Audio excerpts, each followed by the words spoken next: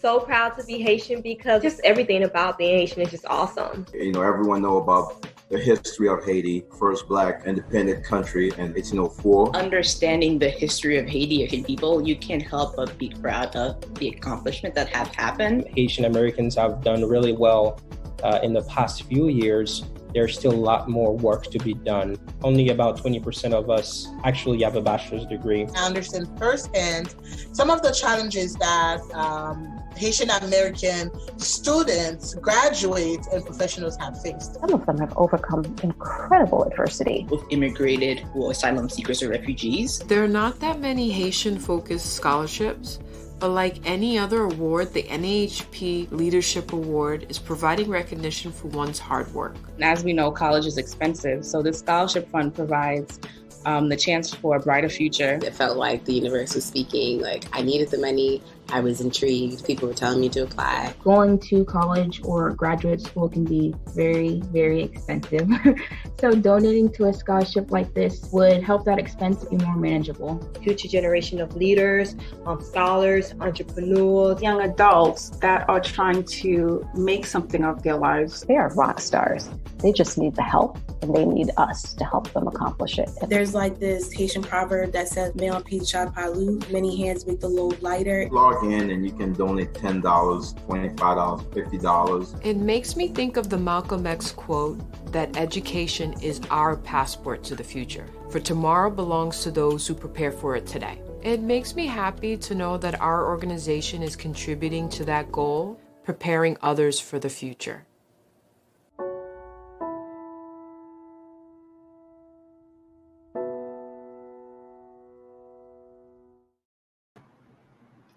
Greetings, everyone, and welcome to College Planning with the National Alliance for the Advancement of Haitian Professionals. I'm Dr. Ketsia Alert Sadler, founder of College Cafe, and your host for this amazing workshop series. Good to see you all back. We've been away for the summer, but we're ready to give you all the information that is so vital to you all.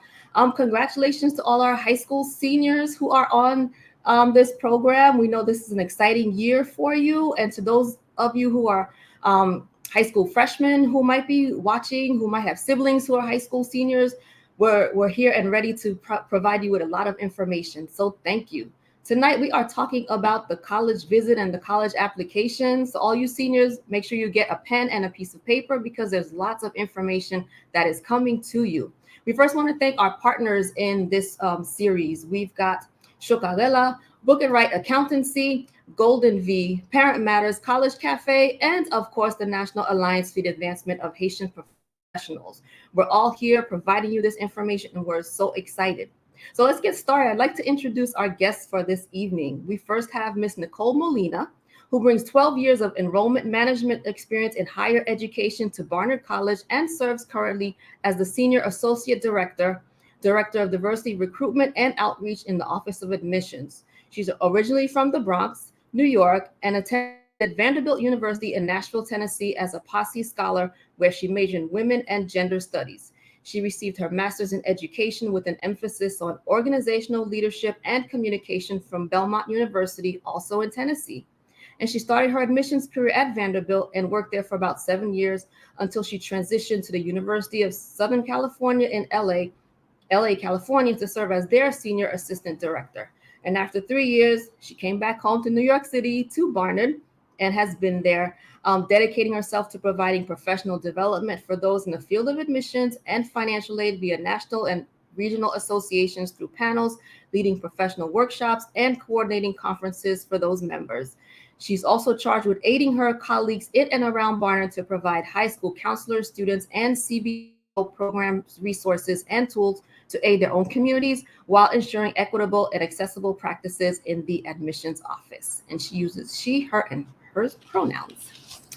And our next guest is Ms. Vanessa Devericks, who serves as a lead admissions counselor for program coordination, for recruitment coordination in the Office of Undergraduate Admissions, and is twice an alum from Montclair State University, graduating with her bachelor's degree in public health and her master's degree in educational leadership. As an admissions counselor, Ms. Devericks works with a diverse student population that includes first-time freshmen, international freshmen, and non-traditional adult learners throughout the college admissions process. So welcome, Ms. Molina, welcome, Ms. Devericks. And I'm real excited to have you both here because I am an alum of both institutions. Started at Barnard, went to Montclair for my master's, and then back to Columbia University for Teachers College. So as our coordinators with NAAHP know, I was really adamant to make sure that both my schools were represented this evening. So thank you so much for coming and joining us. So I'm going to start with one question as we're talking this evening. And the first thing is about the importance of the college visit. A lot of times we find that people are saying, oh, it's not great during the summertime to go because no one's on campus. But could you specifically talk about, and we started prior to the show starting, what's happening on college campuses in the summertime that might be critical for students to know, as opposed to waiting until the fall or spring when students are on campus? I can jump in and start. Hello, everyone. Thank you so much again for having me. I personally advise students to go to college campuses when there aren't students. And the reason why, and that may sound like, why would you do that? But when you think about all of the publications, when you think about the communications, we literally have students smiling. They're happy to be there, right? We are setting up the scene for you to feel like you could be there, which is great. But it's also just in proxy, right? You need to be able to use your senses to be able to sense, do I feel comfortable? Do I like the way it smells? Do I like the way it looks? Do I feel that these colors of the college complement my skin tone? And that may seem off, but we think about it in that way because that will be where you will be for the next 4 years, right? And so being able to build community on your own without having kind of that imposed identity of other students being excited and wearing the sweatshirts is where I kind of say, go on your own, see what you see. How does it feel? Do people greet you? Do you feel welcomed? Do you feel like you could walk safely and feel comfortable? Those are all the opportunities that you get without being inundated with everyone else around you. Hi, everyone. Thank you again for having me. So for the importance for a summer tour, it is good that there's no students. Sometimes there's not even faculty, depending on the month, but there is a lot going on still within campus. And this includes discovery programs. So oftentimes colleges will have summer discovery where you can jump into a program to see if you like the school. This could be in certain gifted and talented programs. This could be a discovery for your major where you might be able to sit on and audit a class, or you might be able to do a sleepover. So for Montclair, we have Hispanic Student Institute that's free for all students. And it's a 3-week event where you get to stay on our campus. And what's really nice about this is that it's free for students. A lot of programs can be. Sometimes there's ones you might have to pay, but they're academic based. So you are going to be able to discover either an academic side or more the fit of the university. And while, yes, everyone wants to see all the students and get an idea of what it's like when everyone's on campus, it's good to know the fit of it beforehand. So that way you could kind of have a clear head of all the questions you might have and ask. And usually in the fall, some schools will allow you to visit. You might have a pass to do a college visit or so. And it's good to go back again to your top schools to sort of narrow down your college list and go, these are the schools that are top contenders. I'm really serious about them. How can I narrow it down? And can I go back to a college tour and get all my questions answered?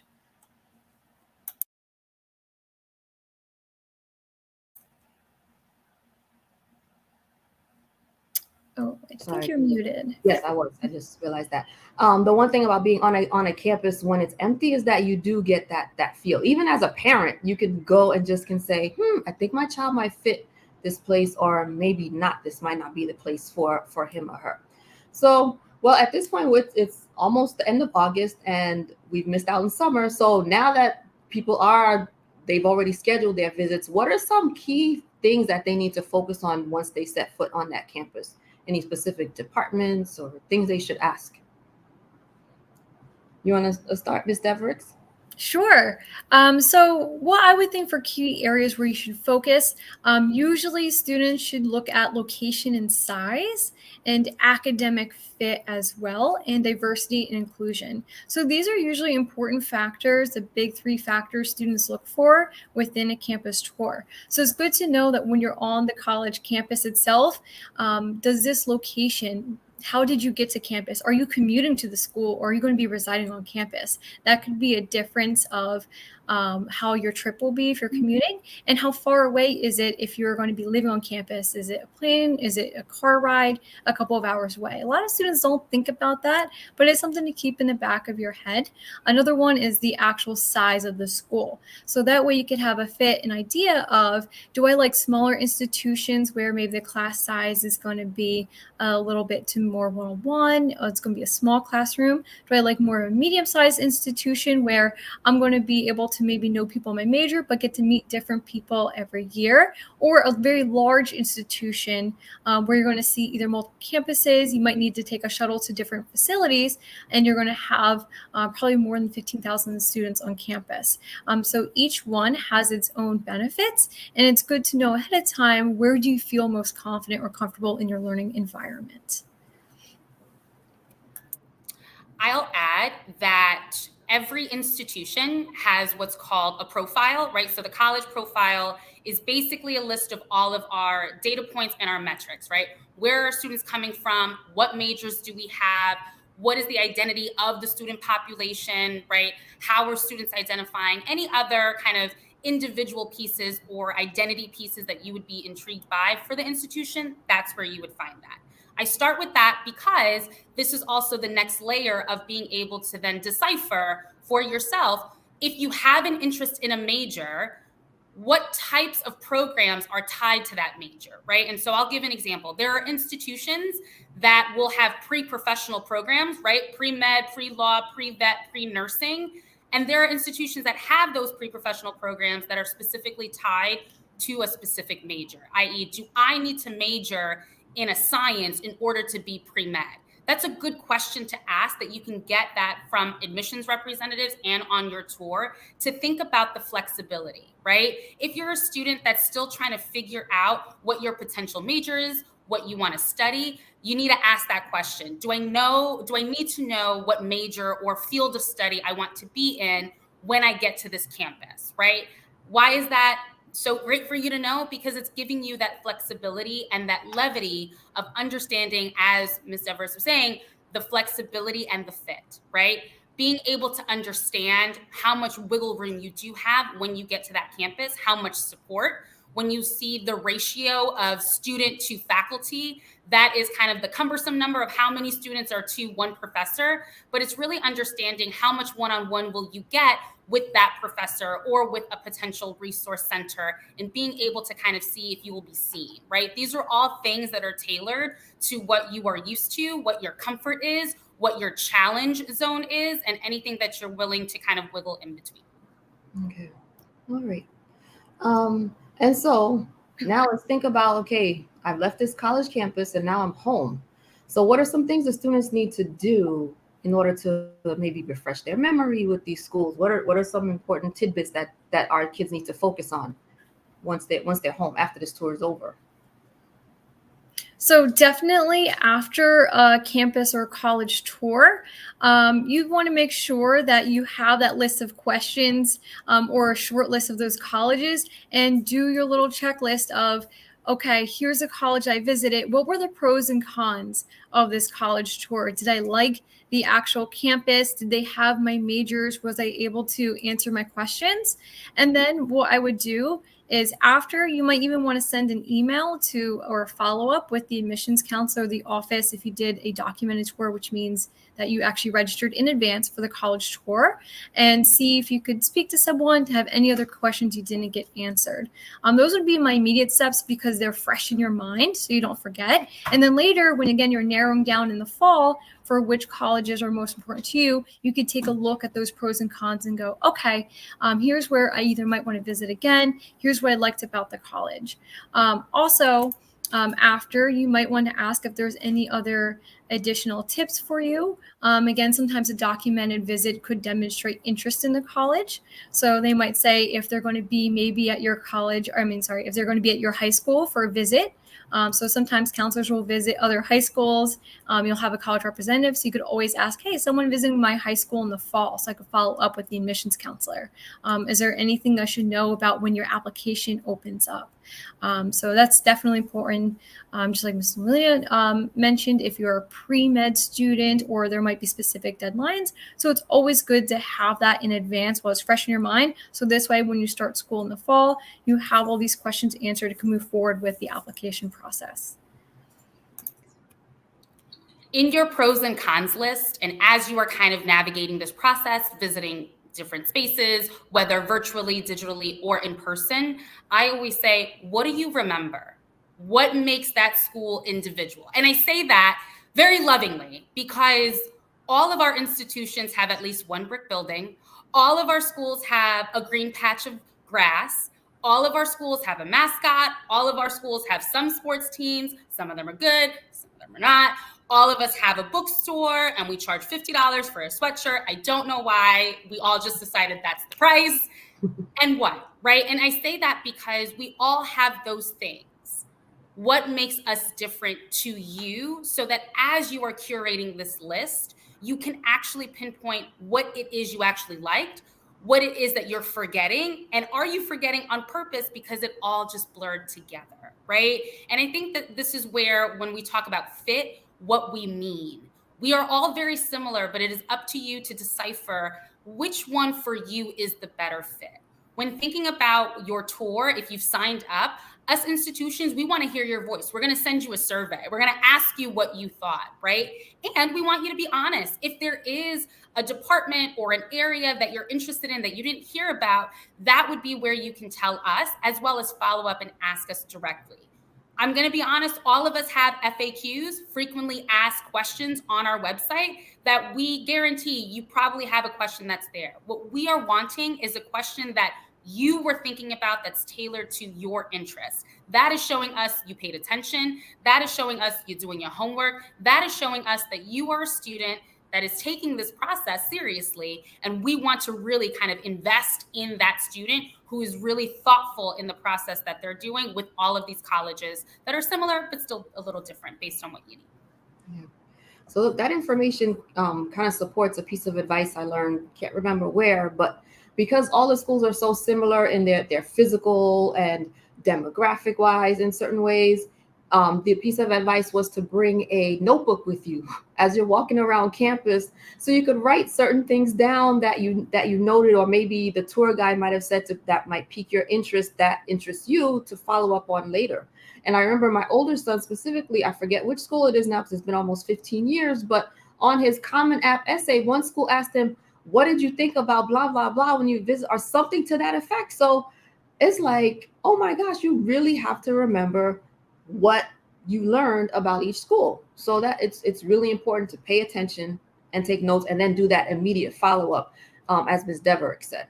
Oh, just to follow in, just to add a little bit. So with the college visit too, be mindful that maybe not all of your questions, or you didn't get to see everything in that college visit, that most schools also have, in addition to a college tour or a campus visit, what's called an open house. And usually an open house is another big opportunity to come see campus, do a guided experience, but there's going to usually be faculty there as well to talk about your academic programs. Usually financial aid or other offices are there with admissions, and you might be able to do other guided experiences. So if you couldn't make it for a campus tour, or you didn't feel you didn't get some of the academic interaction, get to speak with faculty or current students, usually an open house is another great opportunity to do so. So if you couldn't get it all in one in the summer, don't be disappointed, but see if there's other open house opportunities as well. Okay, absolutely. And I know going to one open house with my older son, I won't mention the name of the school, but the minute we walked out of the car, we were like, this is not the place. But we're here. We had driven like 2 hours to get there. We went through it all, and he was like, nope, this is not the place. So even though there was a wealth of information that day, it was not. And we wouldn't have seen that if we hadn't made the visit. So thank you on the information on the visit. So now let's transition. Everyone's done their visits, and now they're starting the application process. So if each of you could please tell us, specifically the different type of application deadlines that each school has. You want to start, Ms. Molina? Sure. So Barnard College is a small private liberal arts women's college. And when we are thinking about our application timeline, we are doing a holistic review within the context of the common application. And we have essentially 2 rounds in which you can apply. You can apply early decision or you can apply regular decision. Early decision, as noted in its name, is earlier in timeline, but it is also the decision plan that requires the student, the parent and or guardian, and the high school counselor to sign a form that documents that if the student is admitted to the college, they will enroll, yes, they will, wear our school colors in this life and the next, and withdraw all of their other applications anywhere else, okay? For students who are like, I don't know if I like blue, even though blue looks great on everybody, you are welcome to apply regular decision. And that kind of gives you a little more of a timeline as far as buffer and being able to then see your decision as well as take your time in thinking about which financial aid package, I know we're going to talk about that, you feel is most confident in your decision-making and leading to that institution. There are no other rounds to apply for first-year students. It is only early decision or regular decision through the common application. Okay. Ms. Devericks, you can talk about Montclair. Yes, so for Montclair State University, we are a larger university within northern New Jersey. And for us, we are both on Common App as well as our own application that you could apply for. And for Montclair State, we have what's called early action. So early action for us means that it's a non-binding decision, but if you apply early, so for us it's December 1st, you'll just know if you're in the university and if you were eligible for a scholarship by December 23rd. So early action for Montclair State usually means that if this is a place that you want to go, you want to apply to school and know if you got in, or maybe this is your first choice, this will give you a great opportunity to get ahead of that game, get to know your decision, and then also set you up for success for when you submit your FAFSA so you could get packaged earlier as a student. But again, there is no commitment when you do the early action. You could apply and then choose way later if you decide you want to commit to Montclair State or not. Then we do have what we call rolling admissions. So for Montclair State, that means that rolling admissions, you go all the way up until a certain deadline to apply. So for us, it's March 1st. That means students can decide if they want to apply in now, August, because the Common App opened August 1st, all the way up until March 1st, 2023. So if you didn't make the early action deadline, you could still apply and we review you every 2 to 3 weeks. So that means students have all the way up until March 1st to apply. So those are our deadlines for Montclair State University. Again, early action and then roll-in admissions. And usually those are the top ones that we mentioned are a early decision, a regular decision, or a rolling admissions deadline that many schools will have. And it's very important to note which schools have what. So you're not applying to a school where it says you have to commit to us if you're applying to multiple schools like that, because you're going to need to make a commitment. And you also want to make sure you're wary of the deadlines because some might have scholarship application deadlines, and some might also be relevant to your program or your major. So say you're a pre-med major, you might have other deadlines that are earlier. So you always want to get a top list of your schools and keep track of what the application deadlines are and how you can apply, whether it's through Common App, its own application website, or if there's another way, which one's easiest for you. Okay. And I'll just kind of shameless plug, if you are not familiar with a calendar, an Apple calendar, a Google calendar, the fridge calendar, please, please, please get invested. Think about it. Our dates are very particular to our institutions. For as similar as we are kind of going by how we are able to not only review your application, but render a decision in a timely manner. And so being able to think about the timeline in which you are A, filling out your application, B, submitting that information, and C, doing it in a timely fashion is all related to when you are applying and understanding the different jargon, if you will, or the different names, right? If a student is applying early decision to an institution and you didn't fill out that form, you will be incomplete in that system, right? So being able to ensure that you are following through, not only in the submission, but also in thinking about, did I get a confirmation email? Am I following through with everything I did? that's where kind of the calendar is also your friend. So if you haven't been familiar, please get familiar now. That is my shameless plug. Thank you. No, we've been telling the students in this junior jumpstart program I've been working on over the summer to have an Excel spreadsheet and even to create a family email, because they're not using snail mail with things anymore. So it's one that everyone can access and make sure that deadlines are being met. And so you both said you're using the Common App. So can you just specifically talk about the letters of recommendation or any other parts of your Common App application that students should be submitting for each school? I had mentioned holistic review. And so that goes in context with how we are reviewing this Common App, which not only has your personal information, right? Your demographic, your birth date, XYZ in that regard, but it's also going to ask for a list of your extracurricular activities. We are also going to ask for the essay, right? The personal statement that everyone, the famed essay that everyone stresses out all summer before they have to submit. We will also ask for letters of recommendation. And as I like to say, you are going from one school to another. So we will also ask for your transcript. That's probably the first thing that we're leaning to.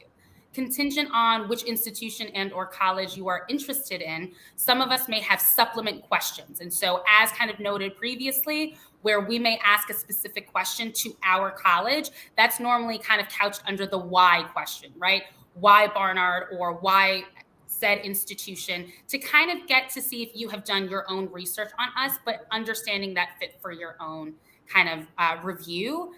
We look at that to kind of get the pieces, right? So there are no minimums or maximums that will guarantee admission within an institution that is doing a holistic review, but we are looking at you from the 2D, right? The pages of your application and creating a 3D image of you to think about how you're going to be able to be in our community, what resources you will thrive in, what spaces we can provide for you, how you will be in the classroom with our professors, what interest level that you have within certain academic criteria that we also have, and if all of those things gel. That's really where we are leaning to within the specific pieces of the application.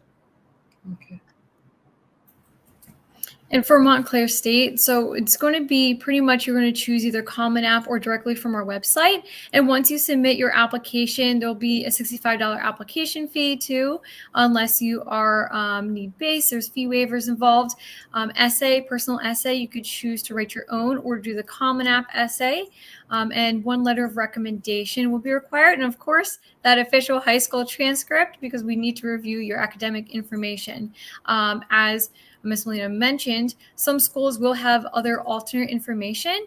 Usually after you submit an application, you always want to check your email. You're going to have to apply with an email. Make sure you're checking it, because you're usually going to get, hey, you applied. Hey, here's your next step. This is what you need to do now.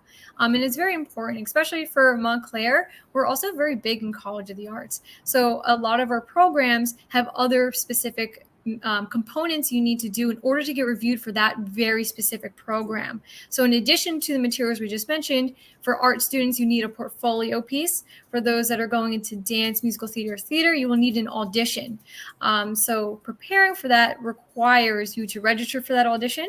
And then once you're registered, you'll have to have a professional resume as well as additional letters of recommendation. So some programs you'll have to look to see if they require that extra piece, because you don't want to wait till last minute and go, now I need to gather all this material. So it's very important to make sure that you're following all the emails of the school and looking online to see what does your program require. Typically, your admissions office will list how to apply, and it'll list what components are required in order to have a complete application. So usually it's a very transparent part of the application process. And again, most schools will list this on their admissions website.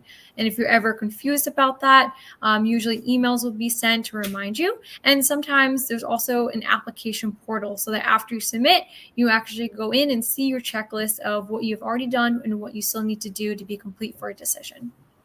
Okay. Yes. And we recognize, I'm so sorry, we recognize that maybe email, y'all don't like email like that. So we do have social media platforms that, we try to remind you, so you can follow the schools of your choice on Instagram, on TikTok, on YouTube. I don't think Snapchat is up there anymore, but we kind of, try to meet you where you are, right? We are making a concerted effort to ensure that we have these reminders, but we normally will first send out an email blast because we're just able to put all the links there and you can just click and go, right? So we keep stressing the email, but we also try in other areas that you all may be a little more savvy and or familiar with to be able to kind of get that information to.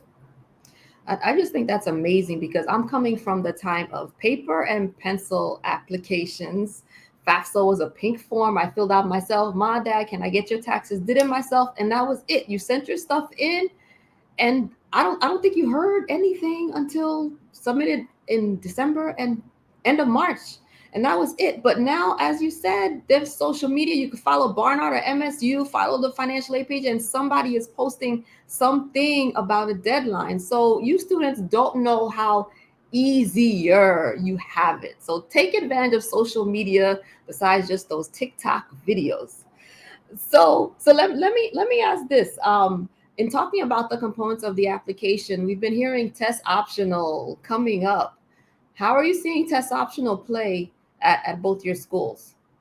And is that an option at your schools? So this one will be easy for us. So Montclair State has been test optional for 6 years now. So we're one of the first in the state of New Jersey. And for us, the reason why we went test optional is that we have seen that there was a bias in some of the SATs. And for our population, we believe that the best fit for us was through your academics, through seeing how well you did from year to year, from 9th grade to 12th grade. So that's why we give students the choice of whether they want to submit the SATs or ACTs. For Montclair State, test optional, it is completely test optional. So you do not need to submit any test scores for admission or for scholarship review. The benefits of submitting sometimes for your test is to help. If you're a borderline student or you're on the fence, it could help push you over the edge to give a full record of your academics. But if you do submit a score and you're not in the average rank or above average, it's not going to count against you. Again, it's just to see in a holistic review how you are as a student and how you are fit for the institution. So again, for our school, test optional, it is really test optional. There's only one program you are required, the SATs, but that's because it's a joint program with another school. Otherwise, test optional for you just means that you could decide what best describes your academic performance. Barnard College was one of the many institutions that, within the recognition of the pandemic and the inequity of students not being able to actually test, as well as the safety of the students thinking about what they were going to have to do, we had then moved to test optional. We had not been before. We had moved for 2 years and we have opted for 1 more year. So my seniors out there, we are test optional this year as well. For us, we have used it as, if you want to submit a test, great. If you don't want to submit a test, great. If you took the test and don't want to submit it, great. It is not a main stakeholder in the review of the students within this holistic context, right? So if anything, it gave us in the admissions world in our office a little more kind of push of thinking about what are these exams saying? What are the exams doing to our students? What is this conversation of thinking about one piece of kind of data point or metric to then have the standard as the whole student is still navigating this process, and all of these kind of in-betweens within our kind of colleagues as well as peers within the field of thinking about what the test will be in the upcoming years. We are using this as a data point to, as noted before, thinking about how the student academically is doing in our institution and what that will mean further for our faculty and for the professors that will join our institution later on, but more to come. That is a little above me, but I can say that it is more so thinking about if you feel comfortable to share your exam score. If you've taken it, great. If you don't, or what have you, that's completely up to you. We will not go searching for it. It is not a factor if you choose to not share your exams. Okay. Those are good points from both of you ladies, because I know so many students get stressed out over the test, especially when they say, oh, I'm not a good test taker and things like that. So I think it's good for students to know that you can apply and not submit those scores, because it does give you that almost not a leg up, but at least takes a little bit of the anxiety away because they're looking at you and your strengths as opposed to a score where you did not do as well. So that's good to know. If I may, I'll share from a former colleague a quote about testing. It means more to students than it should and less to us than you want. And I think that's so important because, again, we're still going to look at everything else. We see students who have perfect test scores and their essay, they could be talking about anyone, right? We see students who don't have that strong of a test score and are a dream on paper. And so it really is just a contextual piece. It is not the end all be all. If anything, I would really kind of lean to the students being able to tell their stories through their academic transcript as well as through their written work so that we can hear and see the caliber of student that you are. Okay. So I'm going to ask now about the interview. If it's required at your schools, if not, and any tips for students if it is part of the application process. So for Montclair State, we don't require an interview or really have that as an option, just the sheer volume of students that we have. Sometimes we will have what's called an instant decision day where we go to your high school to conduct interviews to see if you're accepted on the spot. But for those schools that do require an interview, I would say definitely be prepared, dress professionally, and make it your one connection to the school. So your interview is really a chance to shine and maybe put forth your best self that isn't just recorded on your transcript in a bunch of numbers. So it's really your way of saying, this is why I'm interested in your school. How can I know more about your school? And what can you tell me? And make sure too for the interview that you're always obviously polite, again, professional, you're not tardy to your appointment, and you're really just attentive. And it's an experience both ways for the counselor too, because they're learning more about you as a person. Again, just not numbers on a transcript. So definitely put your best foot forward. And you might even want to research. There's definitely resources online where you could do college interview questions, most frequently asked. So you could prepare for the interview and give yourself like a 10 or 15 minute prep, maybe with another family member or a friend. So this way you are less shy or you don't feel as much pressure during an interview and can really let yourself shine again. We are actually rethinking about interviews at Barnard. Previously, we did have interviews. They were informational in the sense that students were welcome to interview with us if there was availability. It was not a make or break in our process because, mind you, there are way more students applying than we have folks that are able to aid us in this endeavor. And we don't do demonstrated interest. So whether you see us once, whether you see us every year for homecoming, whether you just walk by us on Broadway, it is completely up to you kind of how you want to engage with us. But we did have that opportunity for students to learn more about the institution from one of our members of the community. And as noted, for us to get to know you, being mindful of if you are choosing to interview, you made that choice. So we, on the other hand, are expecting you to be excited because you had a choice to not be here and you're here, right? And so I say that because there's a lot of times where students are interviewing because someone said it would be a good idea.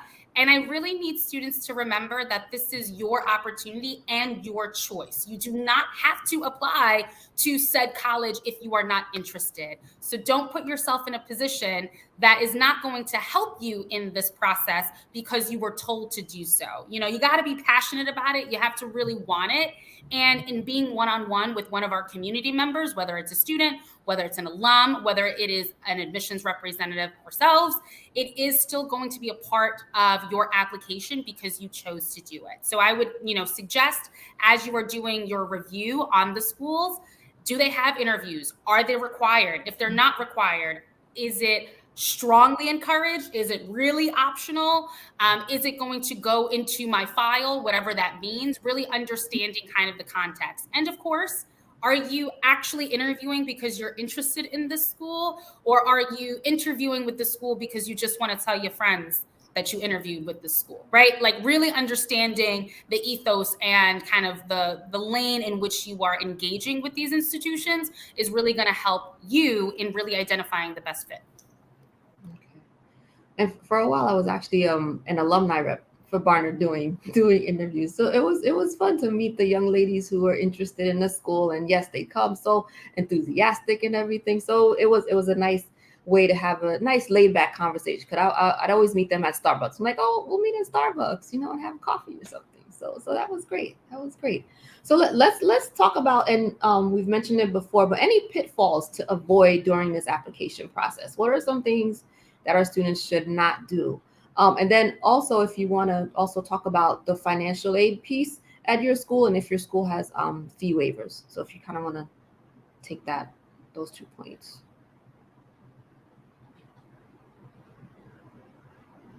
You want to jump in, Ms. Devericks?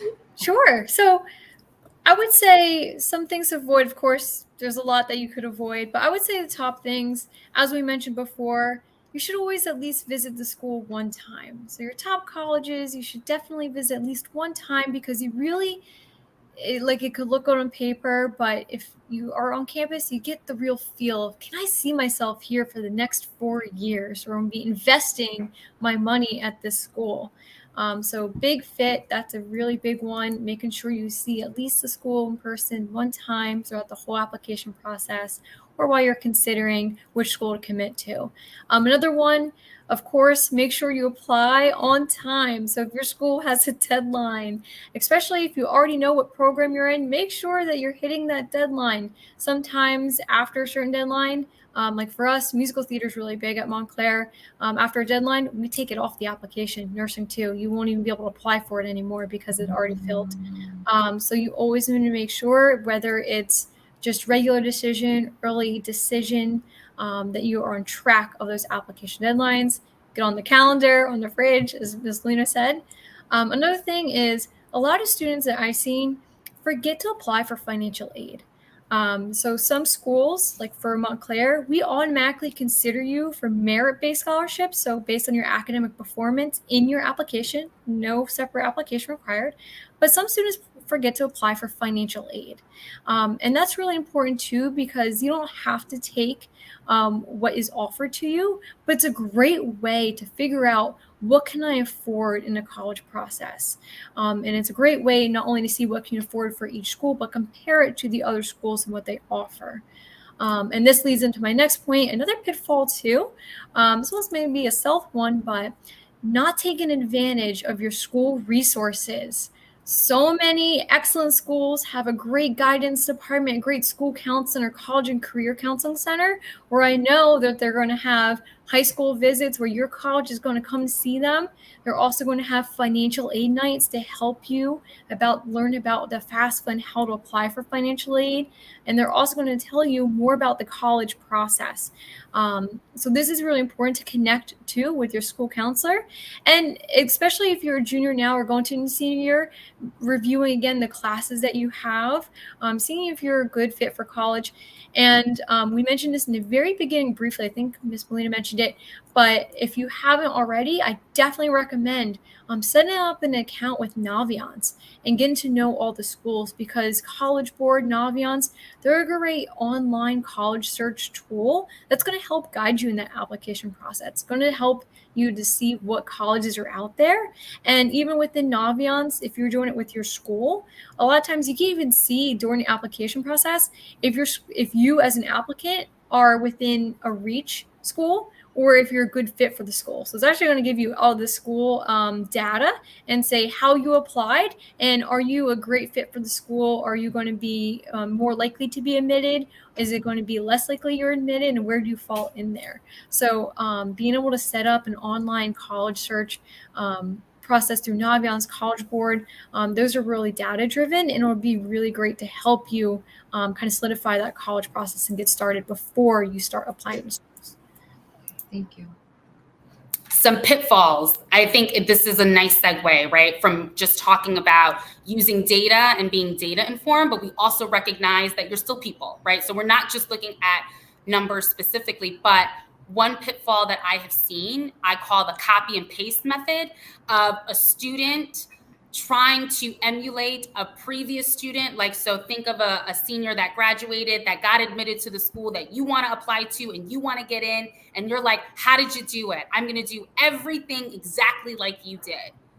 That's a pitfall because we as institutions are building classes every single year, right? And no class is so cut and paste that you would actually think you could actually be successful. I kind of compare it to a symphony, right? When you think of kind of all of the folks out there in the orchestra and all of the different instruments, you know, if we admitted a class last year full of French horns and you are the French horn this next year, it may not go your way because we already have our French horns, right? And it has nothing to do with you. It just has to do with the class that we had previously. But by the cut and paste, you may just be putting yourself in one small box that maybe if you just opened up a little bit more, right, you're able to then showcase your kind of your gravity of how invested you are in your community in other ways that we are able to see you for you and not in a copy and paste method, right? So I call that a pitfall because there are students who are dimming their light because they're trying to copy someone else's flow, right? And so I think about it that way.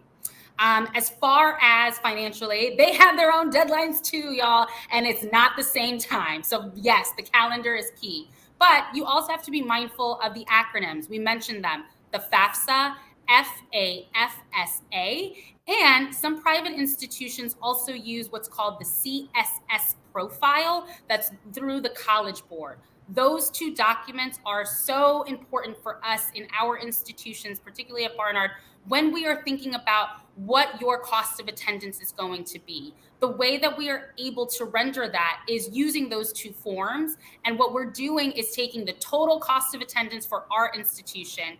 And those two forms give us an EFC, an estimated family contribution.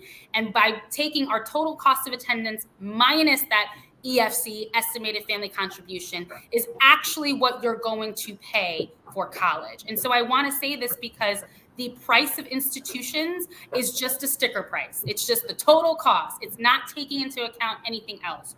These two documents allow us to use it to your advantage of being able to say, oh, this family can't pay everything. We need to deduct this price, this sticker price, and this new number is what we're actually going to be able to put in the quote unquote bill, right? Many of our institutions cover a lot of our families. And so for the price range that we are, which is, hold on to your seats, $88,000, based off of how we're able to render that information from the FAFSA and the CSS profile, many of our families are covered 100%, whether that's through grant, whether that's through student work, or whether that's through a small loan. And really understanding what those pieces are able to kind of provide you is where our financial aid office comes in. But if you don't fill out the forms in a timely fashion, there may not be anything left for you upon your applying for financial aid.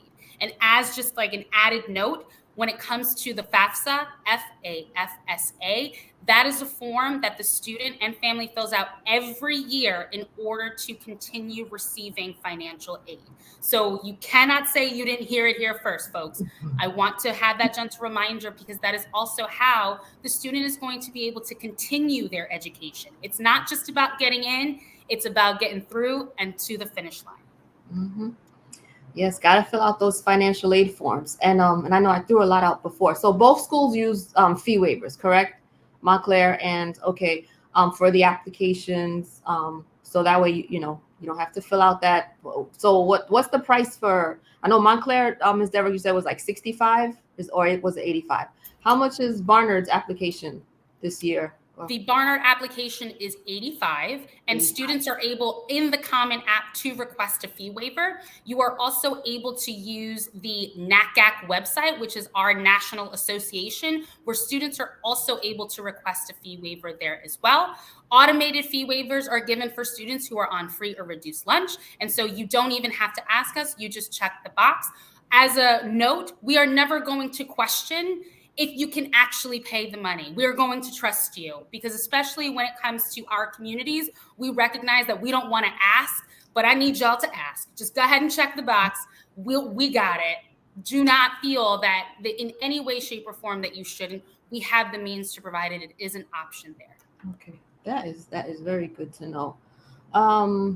So last question for now. What are some things about the individual schools that you think are going to make them stand out? To the audience who's listening today, if they had to pick schools, what would make them want to put Montclair and Barnard on their list? Well, I would say both are fabulous institutions. Well, I think so too. Very biasly. I think in essence, you know, as I noted in the beginning, Barnard College is a self-selecting college, right? We are a women's college. And so in thinking about what does that mean for our community, we are looking for bold and intellectually curious women who are going to be advocates for themselves and others. We are looking for those students who are really wanting to question the status quo, not in spite of their gender, but because of it. And so that really leans into kind of where our space and how we are curating our spaces of learning for our students. And for anyone who's like, well, why would anyone go to a women's college? I will just point blankly state that there are still spaces, not only in the tri-state area, in the continental United States, but also around the world, that for a woman to read, write, and to be more intelligent could be a crime. And the fact that we are living in 2022, and that is even a topic, is why of the utmost importance why a women's college is necessary. And for those students who are bold without reservation, Barnard may be that place for you. Okay, thank you. So for Montclair State University, if you are in the city, you can easily commute. We are in northern New Jersey. We are 12 miles away from New York City, so just out of the urban environment, but we're overlooking our own little hill, overlooking the New York City skyline. So we do have 2 trains right on our campus, so it's highly accessible. We're technically in 2 counties, Passaic and Essex, but again, New York City is so close. We actually have students from Connecticut, New York City, all over. And what's really nice about that is that Montclair is a very diverse institution. And a lot of alum actually are very proud about that. Not only the diversity where we say, oh yeah, everyone's diverse, but actually seeing it on your campus is another thing, actually feeling welcome and part of the conversation. And what's really great about Montclair is that we have so many ways to connect people from all over, international students from every kind of walk of life. And you really do feel that you belong. And Montclair State is actually considered Hispanic serving institution. So we've been that Hispanic serving institution, and we're also one of the top 5 for LGBTQ+. And we really do take that seriously when it means not just having diversity, but having that inclusion all throughout school at Montclair State and into your careers. So I think that's one of the big takeaways when I hear alum, like, why did you like Montclair so much? You really just feel home and that they belonged. And I think it's one of the best things about Montclair, in addition to, of course, all of our fabulous academic programs, careers that every school can offer you. And that's, again, why it's so important to go to campus and see, you know, can you fit with this academic environment, with this culture that that's going to be unique to each college. Well, my personal plug with them is, for those who don't know, Barnard is right in the heart of Manhattan. So you've got the advantage of being in the city. And I remember being there as a student and being able to get reduced tickets to go to see Broadway shows periodically. So if you're into seeing those, then that's great. The campus is very cute as well. And then Montclair, even though I was there as a graduate student, I still felt the community environment. It's a beautiful campus. The train was right there. So definitely, if I were an undergrad, and actually my youngest sister graduated from Montclair State. And so yes, she was able to hop on the train and go into the city or do whatever, but the campus was definitely inviting and supportive. So as I said, as a graduate student, I felt it. So definitely you're going to feel that as well as an undergrad. So take notes, folks. You know, you want to go visit both of these schools. You, as Ms. Molina said, you heard it here. You want to go there.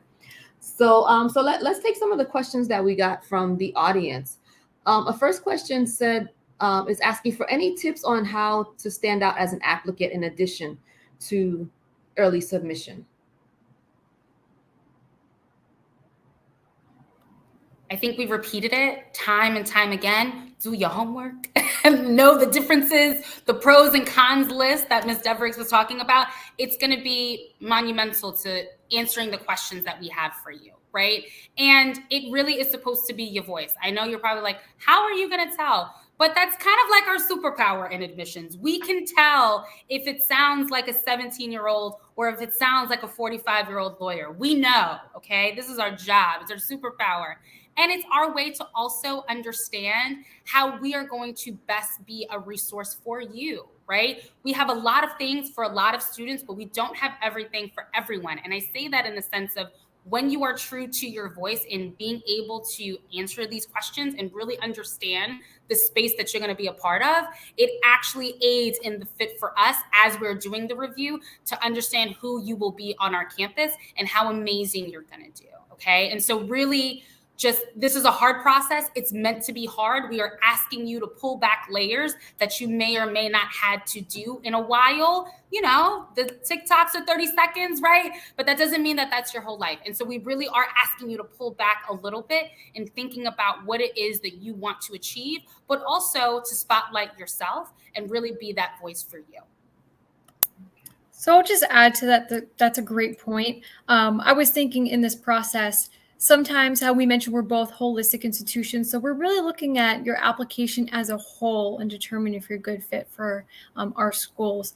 But sometimes to stand out, the essay could be another great way to highlight yourself besides just what you're seeing on a transcript. It's a great way to connect with the university, maybe the program that you're interested or career that you're interested in, or just tell us more about yourselves that we're not hearing from your letters of recommendation.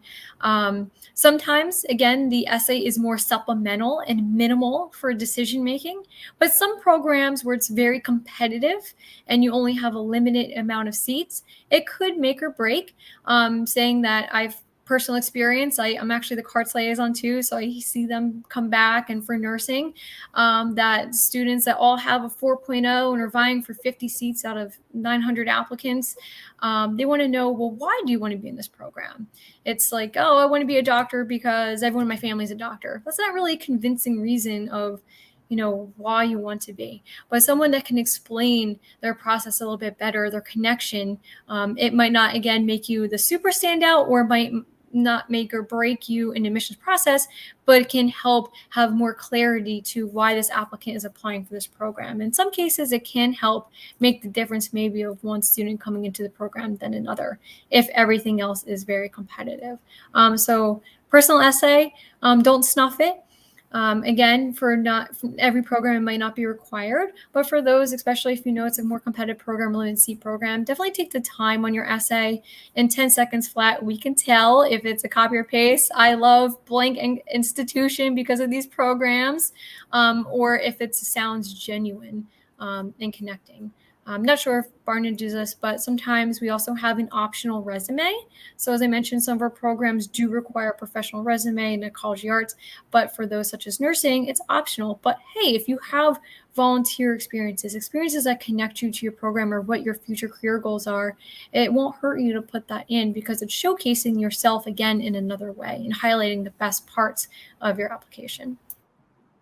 When you ladies have both mentioned copy and paste, especially in terms of the essays, we're always advising your students, please read, because you don't want to write your essay to Montclair, but you've got, I really want to attend Barnard in there. Like, that would be a immediate red flag as to you're not paying attention to those minor details. So got to reread that essay, have somebody look it over for you numerous times. I want to add really quick, again, because I oversee a bunch of different students, but plagiarism is also a very serious offense. I've actually had to deny students because they plagiarized their essay and they copy and paste.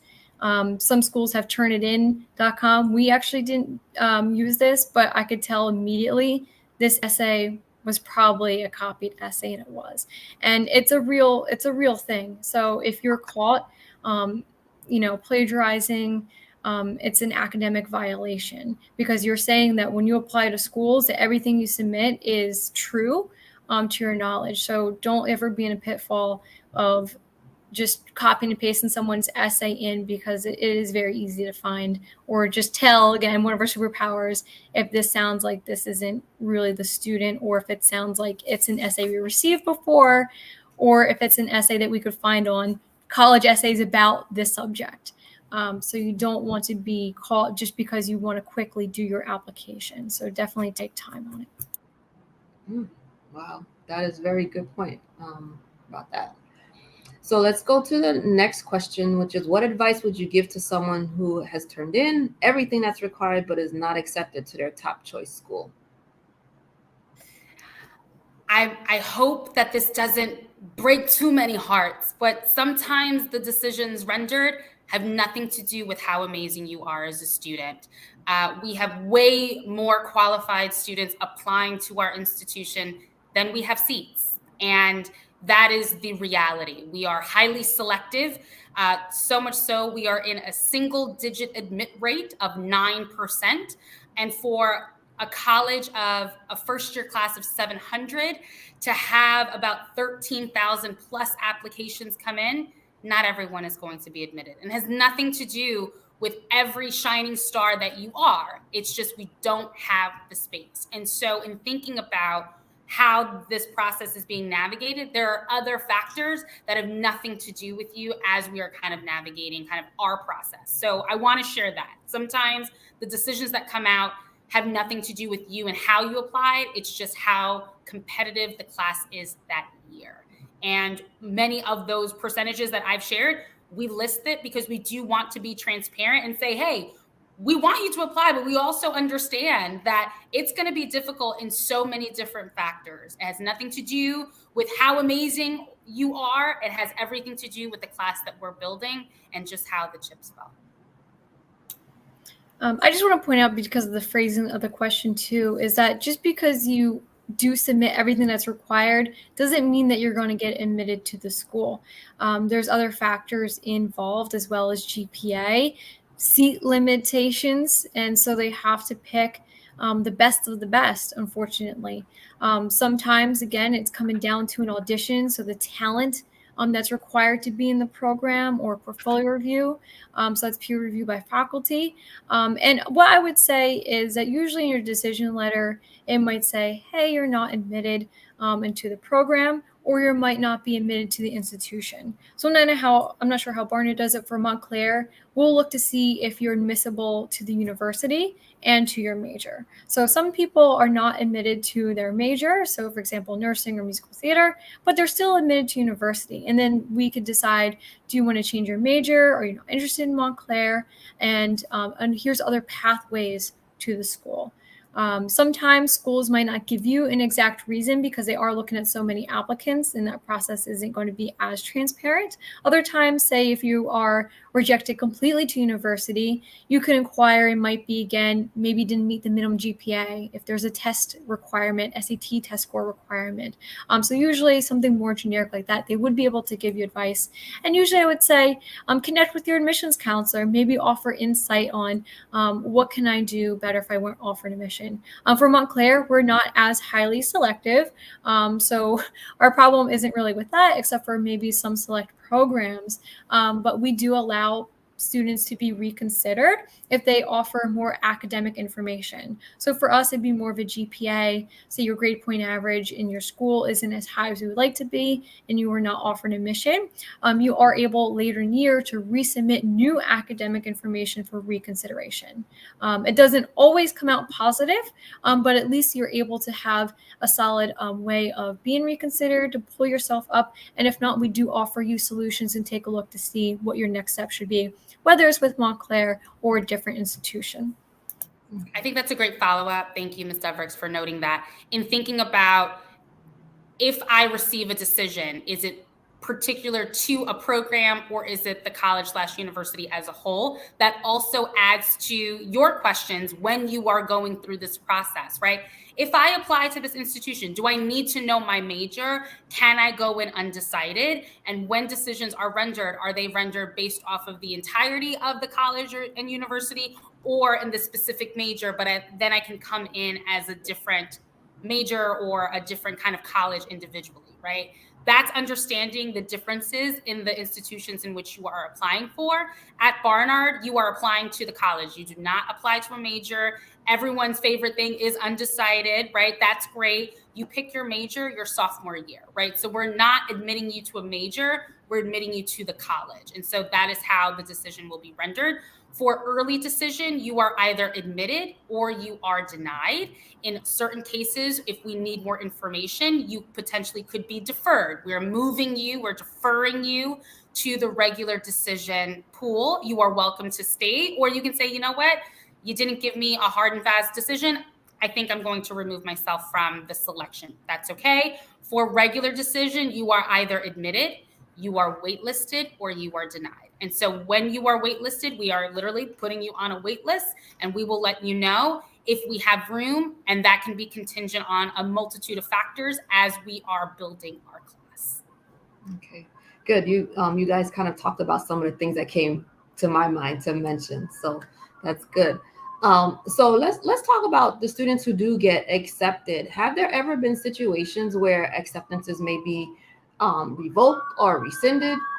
How important do senior year grades have? What impact do they have or not have on that application process? Absolutely. So we are finishing up our, as we say, our final high school transcript check, where we are checking to see that, number one, you have graduated from high school, and number two, you have graduated in good standing. When we are sending you the admit letter, not only are we so excited to be able to welcome you to our class, we have also admitted you under the guise that you will continue the academic excellence that we have seen upon your admission. And we do leave room to note that if you do not have the same academic endeavor at the end upon our checking, we do reserve the right to revoke your admission. So very similar for Montclair, same thing. August is all about checking for those final high school transcripts, showing that you did indeed graduate from high school. I already talked previously that during the application process, we had to rescind. There was a few that did get admitted and later had to be rescinded, but that was due to academic dishonesty. But, not too many people end up in that boat where they would get rescinded afterwards. So during the enrollment process of committing and going to the college, because right now, our seniors would be committing and about to go onto campus, orientation, live on campus. But there are some things that I would say, if you're familiar with deferring. So deferring an application means that you got admitted to the school, say for this fall, in September you're going to start, and then you're like, oh, I can't start in September, but we do have what's called spring admission. So spring is in January. So you can be deferred to another semester. So for us, I would say the only time that's ever happened where we rescind is, say you were into a competitive program such as nursing. You can only apply one time. You get one shot for nursing. If you don't accept it at that time, we revoke your decision. So you can't defer your nursing decision to another semester. Same thing with our college art programs and musical theater. It's only fall only. So if you decide to defer, we can't guarantee you a spot anymore. So that is more closely related, not really rescinding your overall decision, but we might rescind your program because of space availability and the competitiveness of the program. So then we tell you you're at risk that you might lose your spot if you defer your application. And I know that came up a little bit more during COVID years where students were taking a gap semester. They weren't starting college right away. So I'm not sure how often you might see this now, but just be aware if you are a student that's assigned to take a gap year, a gap semester, that you just want to check to make sure if you are accepted to a specific program, does it come with a limitation or a warning that if you defer to another semester, if you're still admitted to university, but not to your program anymore. And this is what I meant by a specific question. That's a specific question that you may not necessarily find on the website, right? Because it's a little more ingrained into the weeds of what's going on. But this is a question that if you pose to any of us in our offices, we're happy to answer and provide that clarity even before you apply, right? So being prepared is how you are going to get ahead. And we're happy to be able to, answer that specifically for you as you are navigating this process. Awesome. So ladies, are there any additional tips that we can give the students that you haven't already shared about the application process, the visit, or maybe something else that might have come to mind that's not totally within those two topics, but related to the whole process? Sure. So for Montclair, I always like to mention, especially after you've been admitted to university and before you commit, or maybe you committed, always put on your transcript, if it's not clear, if you took any kind of dual enrollment classes or you're receiving college credit while in high school. So students could receive college credit at that institution, but you have to make sure you get the official college transcripts. And what's really great about that is that students might not have to take classes, might not have to pay for classes they already have taken.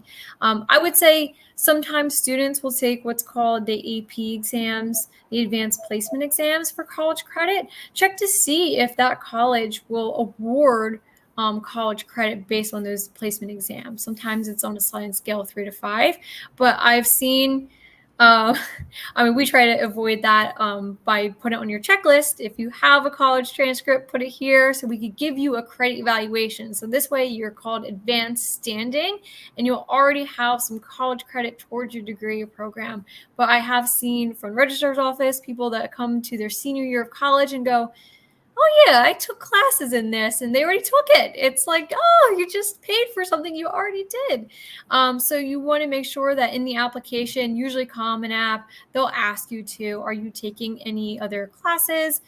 So sometimes we might not be able to see what it is on your transcript, especially if you're applying early. We might not see your senior year grades. So it's always a good point to list what you are taking in your senior year, whether it be dual enrollment, so that way maybe later he get college credit evaluation, but also because depending on the school, some schools might look at how difficult your classes are, or if you've taken challenging classes in your course curriculum, such as honors, AP, or dual enrollment for college credit as part of the scholarship process or the admissions process.